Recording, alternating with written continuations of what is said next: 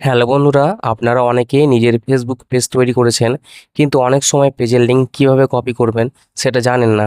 আজকের এই ভিডিওতে আমি খুব সহজভাবে দেখাবো কিভাবে মোবাইল থেকে আপনারা খুব সহজেই আপনাদের ফেসবুক পেজের লিঙ্ক কপি করতে পারবেন। তো চলো দেখে নিই। তো প্রথমে তোমরা তোমাদের ফেসবুক পেজটিকে ওপেন করে নেবে।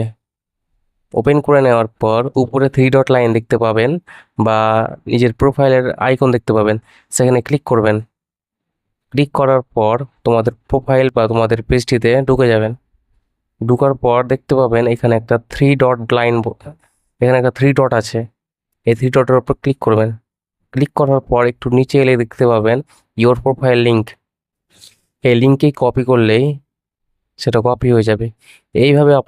এইভাবে আপনারা আপনাদের ফেসবুক পেজের লিঙ্ক বা আপনাদের প্রোফাইলের লিঙ্ক কপি করতে পারবেন।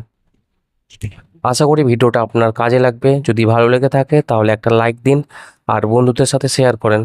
আর হ্যাঁ, এরকম টিপস পেতে আমাদের চ্যানেল ভাস্কর টেক চ্যানেলটিকে সাবস্ক্রাইব করতে ভুলবেন না। ধন্যবাদ সবাইকে, দেখা হবে পরের ভিডিওতে।